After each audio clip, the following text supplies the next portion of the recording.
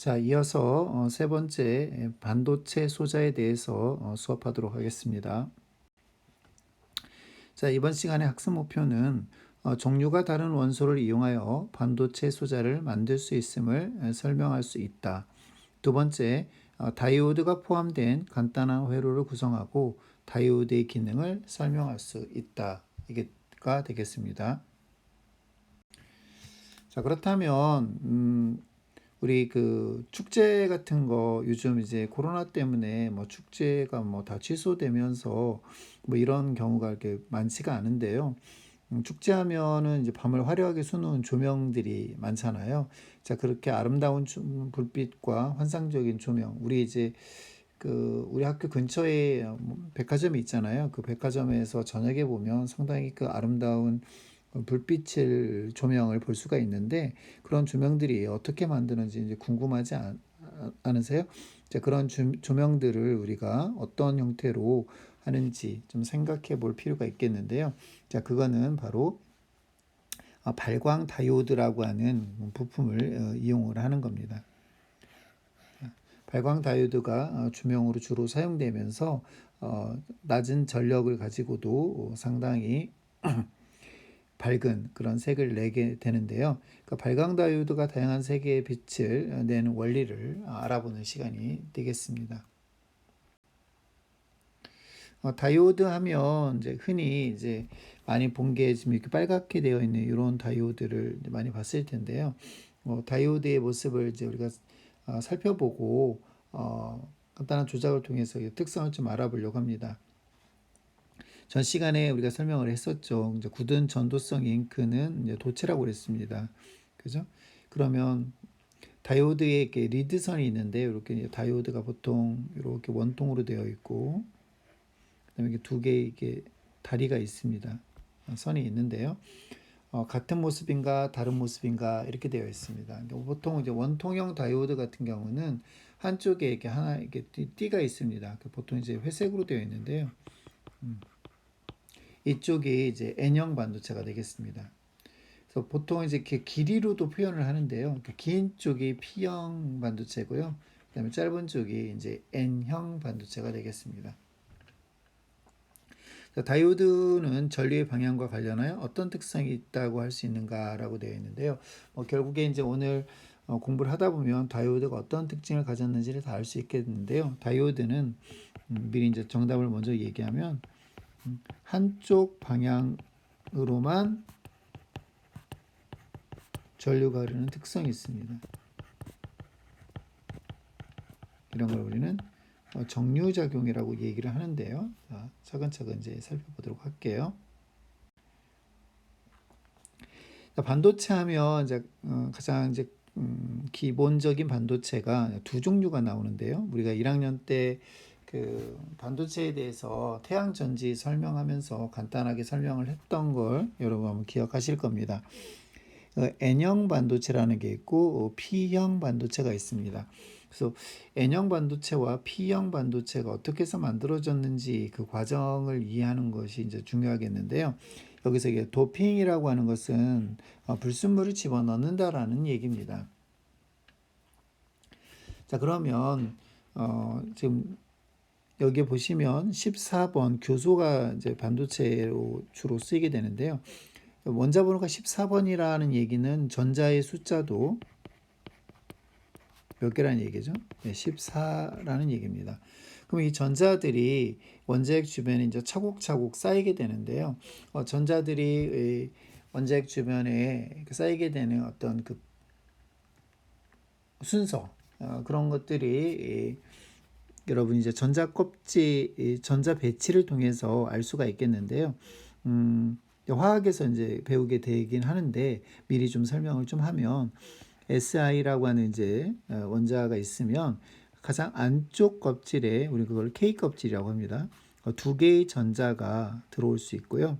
그 다음에 이제 바깥에 있는 껍질을 이제 L 껍질이라고 하고 이거를 8개 전자가 들어올 수 있습니다. 하나, 둘, 셋, 넷, 다섯, 여섯, 일곱, 여덟. 그럼 총 10개잖아요. 그래서 가장 바깥쪽 최외곽 전자의 개수가 몇 개냐면 하나, 둘, 셋, 4개. 그러니까 K에 2개의 전자가 들어오고 L에 8개의 전자가 들어오고 그다음에 M에 4개의 전자가 들어옵니다. 이 4개가 가장 바깥쪽에 있는 전자가 되겠고 이거를 우리는 최외곽 전자라고 한다고 그랬고요. 다른 말로 원자가 전자라고도 한다고 그랬습니다. 자, 그러면 이런 이제 SI 같은 경우가 보시면 공유 결합을 하고 있는데요. 공유 결합이라고 하는 것을 먼저 좀 이제 또 추가적인 설명을 좀 할 필요가 있겠는데요. 전자를 서로 공유하면서 결합되어 있는 방식을 우리는 공유 결합이라고 합니다. 보시면 이제 그 SI들 사이에 최외곽 전자가 4개인데 최외곽 전자가 총 8개가 되기를 원한다고 합니다. 그러면 8개가 되기 위해서는 지금 4개가 부족하잖아요. 그래서 요 SI의 가운데 있는 SI를 중심으로 한번 보면 옆에 있는 SI 쪽에 있는 전자와 이쪽에 있는 전자, 이쪽에 있는 전자, 이쪽에 있는 전자들이 각각 이제 공유 결합을 해서 가운데 있는 SI가 총 4개의 공유 전자쌍을 형성을 하게 됩니다. 이렇게 해서 결합되어 있는 방식이 바로 이제 공유 결합이 되겠고요. SI 이제 순수한 SI 결합만을 놓고 보면 완벽하게 결합이 돼 있어서 어떤 틈이 없습니다. 그렇기 때문에 전자가 이동할 수 있지가 않은데요. 여기에 이제 불순물인 AS, 비소라고 하는 물질인데요. 비소를 넣게 됩니다. 근데 비소는 보시면 최외곽 전자가 총 몇 개냐면 하나, 둘, 셋, 넷, 5개입니다. 그 5개의 비소를 집어넣게 되면 4개의 최외곽 전자를 가지고 있는 규소와 5개의 비소가 만나면 총 이제 최외곽 전자가 9개가 되잖아요. 그럼 우리 8개만 되면 되는데 하나가 뭐 남는 꼴이 되겠죠? 그래서 여기 좀 그림을 좀 더 확대를 좀 해서 보시면 자, AS로 SI 대신에 이제 AS로 교체가 됐잖아요. 그렇게 되면 결합하고 남은 전자가 하나 생기게 됩니다. 이 남은 전자가 이제 이동할 수 있게 되겠잖아요. 그래서 이런 전자에 의해서 전기가 이제 흐르게 되는 형태를 우리는 N형 반도체라고 합니다. 왜냐하면 전자는 마이너스 성질을 띠고 있잖아요. 그렇기 때문에 네거티브형 반도체라고 해서 N형 반도체라고 하는 거고요. 그 다음에 다시 이제 오른쪽으로 가서 예를 보면 자 이번에는 그 SI에다가 P형 도핑이라고 되어 있잖아요. 그러니까 붕소를 넣습니다. 그러니까 붕소는 이제 원자번호 5번이잖아요. 그래서 최외곽 전자가 K에 일단 전자 배치를 좀 잠깐 먼저 적어보면 K에 2개의 전자가 들어오고 그다음에 L 껍질에 3개의 전자가 들어옵니다. 그럼 이제 3개의 전자 최외곽 전자들이 SI랑 결합을 하고 결합하지 못한 이제 빈 구멍이 생기게 됩니다. 이쪽에 이제 그림을 다시 좀 크게 확대를 해보면 보시면 B로 교체가 되고 나면 여기 지금 결합하지 못한 빈 구멍에 어떤 전자들이 채워져야 될 빈 구멍이 생기잖아요. 이 빈 구멍이 결국에 이제 전자를 채워야 될 구멍이기 때문에 전자를 끌어당기는 그런 능력을 가지게 되겠고요. 그래서 이러한 구멍을 우리는 양공 또는 정공이라고 이야기를 합니다. 지금 교과서 108쪽의 그림을 지금 설명하고 있는 겁니다. 교과서 108쪽을 좀 자세히 좀 살펴볼 필요가 있겠고요. 아까도 얘기했던 것처럼 순수한 반도체인 규소나 점안용 같이 4개의 원자가 전자를 갖는 이제 원자들은 서로가 이렇게 공유 결합을 해서 모두 꽉 차 있기 때문에 순수한 반도체 같은 경우는 전기가 통하지 않습니다. 이런 경우에 이제 불순물을 섞는다고 하는데 우리는 그걸 도핑이라고 한다고 그랬고요. 도핑을 하게 되면 전기 전도성을 높일 수가 있습니다. 자, 이래서 좀 전에 얘기했던 것처럼 비소 같은 그런 물질을 섞는 그런 과정을 우리는 N형 반도체라고 하고요. 그 다음에 이게 붕소같이 이런 걸 집어넣었을 때 형태의 반도체를 우리는 P형 반도체라고 합니다. 그래서 이 P형 반도체에 있는 빈 구멍을 우리는 양공이라고 한다고 그랬어요. 자, 이처럼 불순물을 첨가하여 양공이 존재하게 되는데, 자, 이러한 반도체, P형 반도체, 그 다음에 자유전자가 생겨서 남는 돌아다닐 수 있는 반도체, N형 반도체, 그러니까 N과 P를 영어 알파벳을 잘 기억하면 좋겠습니다.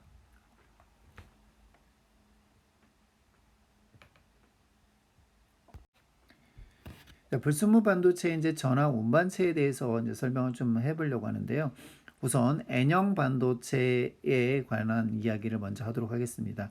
N형 반도체 같은 경우는 이제 결합하지 못한 남아 있는 여분의 전자가 있다고 그랬잖아요. 이 전자들이 이제 남아 있고요. 여기 보시면 이제 전자들이 전도띠로 많이 가 있는 것을 볼 수 있고요. 물론 이제 비어 있는 그 구멍, 양공에 의해서 전도띠로 넘어가게 되면 전자들이 전도띠로 넘어가게 되면 이제 전류가 흐를 수도 있는데요. 그러니까 N형 반도체 같은 경우는 이제 전자가 다시 써볼게요. 전자가 양공에 비해서 이제 훨씬 숫자가 많습니다. 그래서 주로 전류가 흐르는 그 이유는 전자에 의해서 이제 전류가 흐르는 거고요. P형 반도체를 이제 그림을 다시 살펴보면 전자가 이제 부족해진 그 빈 자리, 여기 지금 이렇게 아무것도 칠해져 있지 않은 좀 크게 확대를 좀 해보겠습니다. 이러한 어떤 빈 구멍이 있다고 그랬잖아요. 요런 이 구멍들이 바로 양공이 되겠습니다. 전도띠에 이제 전자는 원자가 띠에 있는 띠에서 전이가 일어났을 때만 이제 전자들이 이동을 할 수 있잖아요. 근데 이제 양공이 전도띠의 전자들보다 훨씬 더 이렇게 많이 이렇게 있게 됩니다. 자, P형 반도체 같은 경우는 이제 양공의 숫자가 훨씬 이제 많게 되겠고요. 여기 있는 이 전도띠에서 올라간 전자들이 지금 있는 숫자보다 비어 있는 구멍인 양공이 훨씬 많게 돼서 그것이 전기를 흐르게 하는 역할을 한다고 볼 수 있습니다. 자, 지금부터는 이제 PN 접합 다이오드에 대해서 설명을 하도록 하겠습니다. 여기 왼쪽에 P형 반도체가 있고요. 오른쪽에 N형 반도체가 있습니다. 이렇게 P형과 N형 반도체를 접촉시켜서 양 끝에 이제 전극을 붙여서 만든 게 이제 PN 접합, 접합 붙였다는 얘기잖아요. 다이오드인데요. PN 접합 다이오드 같은 경우는 이제 한 방향으로만 전류를 흐르게 하는 성질이 있습니다. 그 PN 접합 다이오드의 이제 P형 반도체에 플러스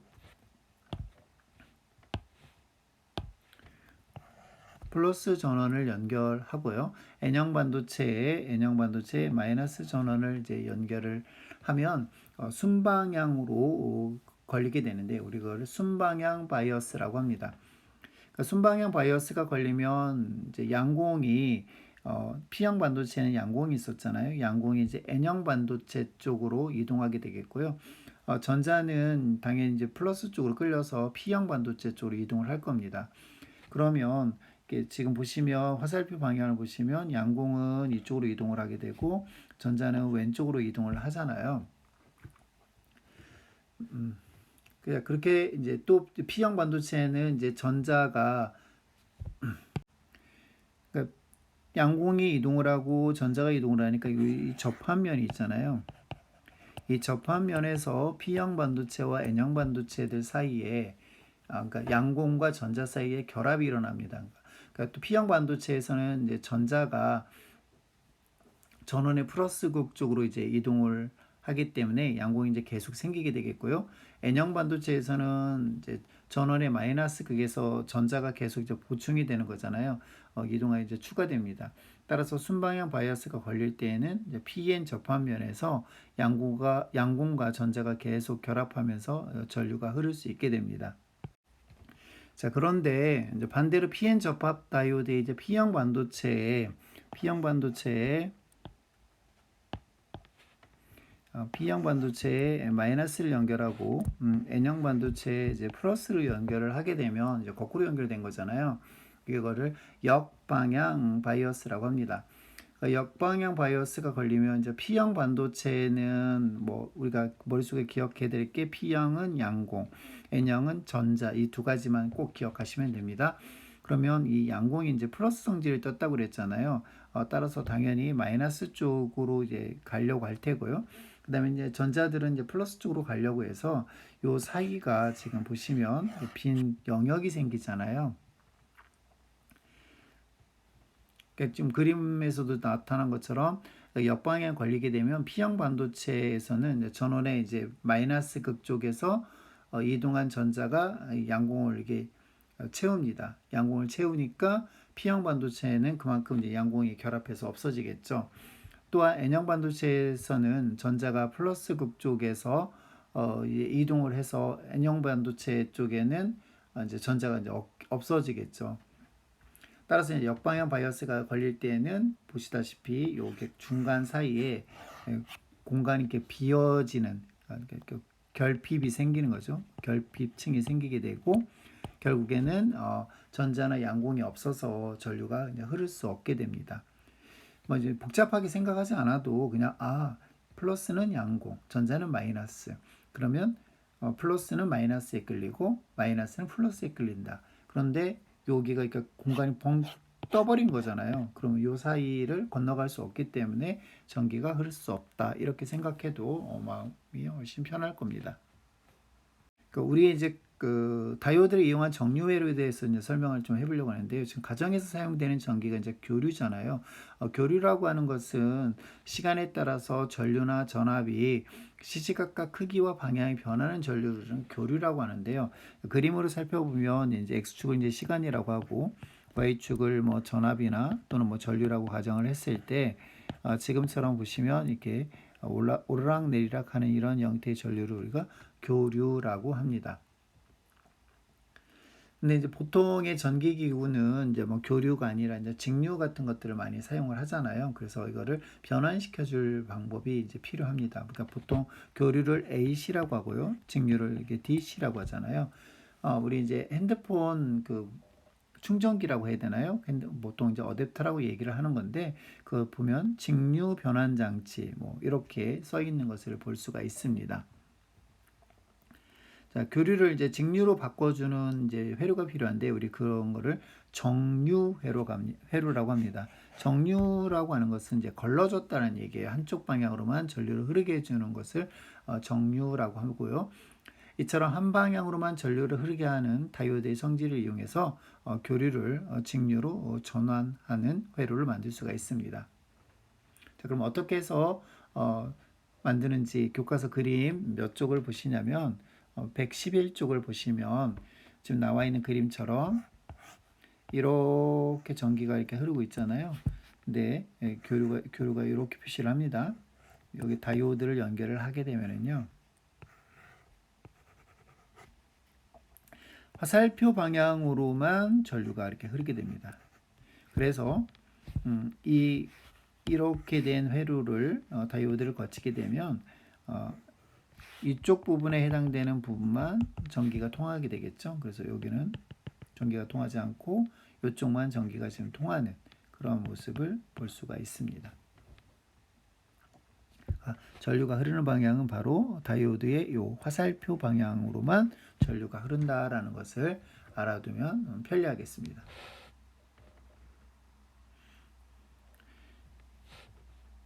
자, 교과서 111쪽에 나와 있는 원리가 보이는 물리를 다시 한번 또 계속 살펴볼 건데요.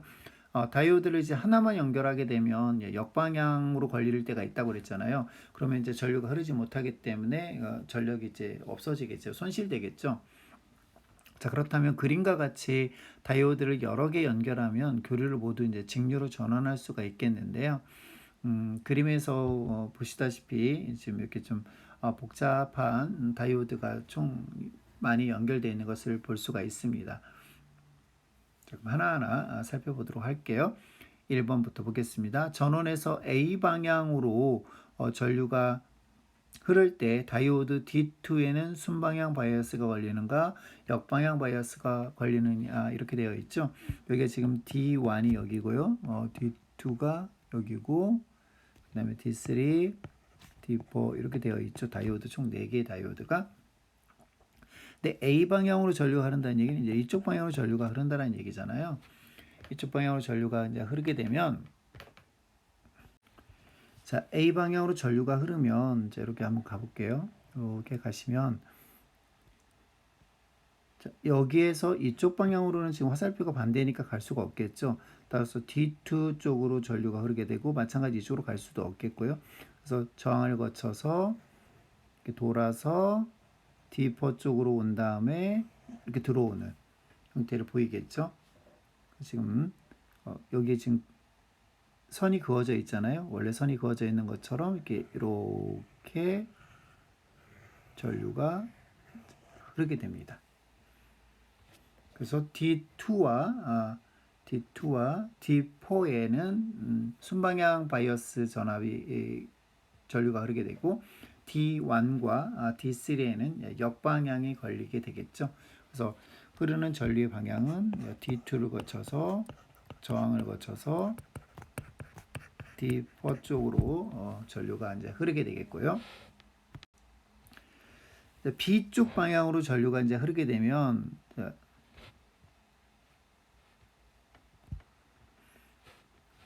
B쪽은 아래쪽이 이제 B쪽이었죠. 그림을 다시 한번 이렇게 살펴보면 B쪽이 이제 아래쪽이었습니다. 그러면 이렇게 전류가 흘러서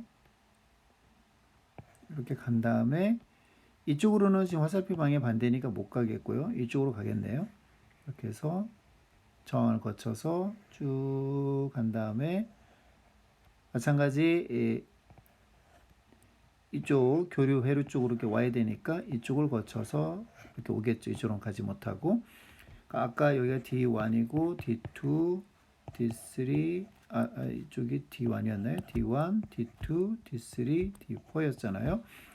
결과적으로 이번에는 어느 방향으로 전류가 흐르냐면 D3에서 저항을 거쳐서 D1 쪽으로 전류가 흐르는 형태가 되겠네요.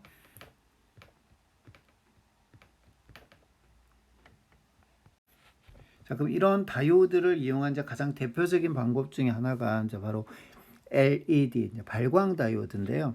그러니까 발광 다이오드는 어떤 화합물을 반도체 재료를 사용하느냐에 따라서 P형 반도체와 N형 반도체 사이에 이제 에너지 차이가 다양하게 만들 수 있을 텐데요. 여기 보시면 P형 반도체에 여전히 플러스 순방향이 걸리게 해야 되는 거죠. N형 반도체에 이제 마이너스 전압을 연결을 해서 양공과 전자 사이에 이제 에너지 차이를 가져오게 만든 다음에 이 전자들이 전도띠에 있는 전자들이 원자가 띠로 이렇게 에너지가 낮아지면서 바깥으로 빛을 방출하잖아요. 이때 방출된 빛의 색깔에 따라서 다양한 종류의 LED가 나오게 됩니다. 그러니까 이 그림을 다시 설명을 하도록 하겠습니다. 교과서에 보시면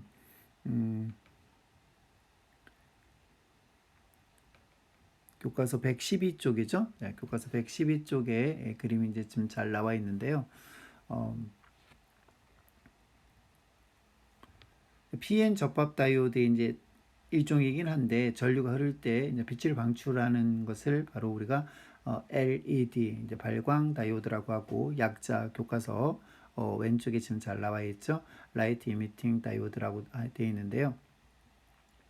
순방향 전화 바이어스를 걸리면 전자들이 이제 P형 반도체 쪽으로 여기 있는 전자들이 P형 반도체 쪽으로 이동을 하다가 여기 PN 접합 면에서 즉 전자들이 이렇게 떨어지면서 즉 에너지를 바깥으로 내보내면서 양공과 결합을 하기 시작합니다. 그때 내보내는 에너지만큼 빛을 방출하게 되는데 그때 그 에너지 차이가 어떤 전자들 이 물질이 어떤 종류에 따라냐에 따라서 얘네들이 떨어지는 요 에너지 차이가 다를 겁니다. 그 차이에 따라서 다양한 종류의 색을 낼 수 있겠다라는 겁니다.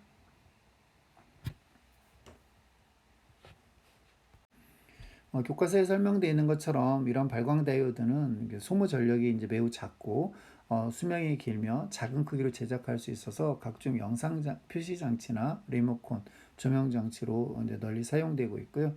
우리가 이제 지금 다 TV도 상당히 그 얇은 두께로 만들어져 있는데 예전에 브라운관 TV를 사용할 때만 해도 TV가 매우 이렇게 뚱뚱했잖아요. 근데 이런 빛을 보여주는 그 뒤에 백라이트를 뭘로 하느냐에 따라서 많이 달라지게 되는데 그래서 LED를 사용하게 되면 예전에 LCD 액정을 사용하는 LCD에 비해서 훨씬 더 선명해지고 그 다음에 두께도 얇아지고 하는 거죠. 요즘은 이제 뭐 OLED라고 해가지고 유기 발광 다이오드라는 것들이 이제 또 등장을 또 하긴 했는데요. 그런 것들도 여기에 이제 다이오드의 기본적인 원리에서 시작했다고 보시면 되겠습니다. 자, LED가 빛을 방출하게 하려면 LED의 P형 반도체와 N형 반도체 전원을 어떻게 연결해야 하냐라는 거죠. 가장 이제 기본적인 질문이 되겠는데, 아, P형 반도체가 있고요, N형 반도체가 있으면 P형 반도체엔 플러스가 N형 반도체에는 마이너스가 연결돼야 된다. 이게 가장 기초적인 질문이고 시험에는 거의 대부분 이런 유형의 문제가 출제가 됩니다. 순수한 반도체에 불순물을 도핑하면 얻게 되는 장점이 무엇인지 물어보고 있습니다.